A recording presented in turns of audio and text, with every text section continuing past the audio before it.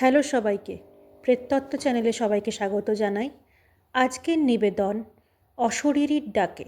যদি গল্পটি ভালো লেগে থাকে চ্যানেলটাকে অবশ্যই একটা লাইক, শেয়ার এবং সাবস্ক্রাইব করে দেবেন। পশ্চিমবঙ্গের এক নির্জন গ্রাম, নাম চন্দনপুর। গ্রামের এক কোণে ছিল একটি পুরনো শ্মশান। গ্রামের লোকেরা বলতো সূর্য ডুবে গেলে ওই শ্মশানের দিকে কেউ যায় না, কারণ সেখানে নাকি রাত হলেই শোনা যায় অশরীরীর ডাক। বহু বছর আগে সেখানে এক রহস্যময় তান্ত্রিক সাধনা করত। গ্রামের মানুষ তাকে ভীষণ ভয় পেত। এক অমাবস্যার রাতে হঠাৎ তার মৃত্যু হয়। কেউ জানতো না কিভাবে সে মারা গেল, কিন্তু তারপর থেকেই শ্মশানঘাটে শুরু হয় অদ্ভুত সব ঘটনা। একদিন গ্রামের এক যুবক অরিজিৎ, সে এসব ভূতের গল্পে একদম বিশ্বাস করত না। তার বন্ধু সুব্রত আর বাপ্পা তাকে বলল, তুই যদি এতই সাহসী হোস তাহলে আজ রাত 12টায় শ্মশানে গিয়ে একা দাঁড়িয়ে থাক। অরিজিৎ হাসতে হাসতে চ্যালেঞ্জটা গ্রহণ করল।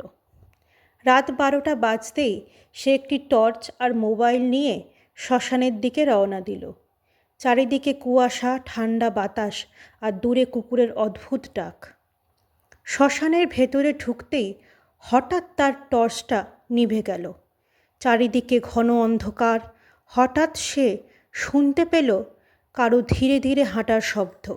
খট খট খট খট। অরিজিৎ জোরে বলল, কে ওখানে? কিন্তু কোনো উত্তর এলো না। হঠাৎ সে দেখতে পেল পোড়া চিতার পাশে একটা কালো ছায়া দাঁড়িয়ে আছে। দুটো জ্বলন্ত লাল চোখ আর মুখে ভয়ঙ্কর হাসি। অরিজিৎ ভয় কাঁপতে লাগলো। সে আবার টর্চটা জ্বালানোর চেষ্টা করলো। টর্চ জ্বলে উঠতেই ছায়াটা উধাও। ঠিক তখনই তার কানের পাশে কেউ ফিসফিস করে বলল, তুই এখানে কেন এসেছিস? অরিজিৎ পেছনে তাকাতেই দেখল সেই ছায়া তার ঠিক পেছনে দাঁড়িয়ে। ভয়ে সে দৌড়ে পালাতে লাগলো, কিন্তু যতই দৌড়োয় মনে হচ্ছিল সে একই জায়গায় ঘুরছে, যেন শ্মশান তাকে ছাড়তেই চাইছে না। হঠাৎ সে দেখতে পেল একটা পুরনো বটগাছের নিচে সেই তান্ত্রিকের সাধনার আসন, আর সেখানেই বসে আছে সেই অশরীরী ছায়া। ধীরে ধীরে ছায়াটা উঠে দাঁড়ালো। তার লাল চোখ জ্বলছে আর সে বলল, অনেক দিন পর কেউ আমার জায়গায় এসেছে। পরের দিন সকালে গ্রামের লোকেরা শ্মশানের কাছে অরিজিতের মোবাইল আর টর্চটা পড়ে থাকতে দেখল, কিন্তু অরিজিৎকে আর কখনো খুঁজে পাওয়া যায়নি।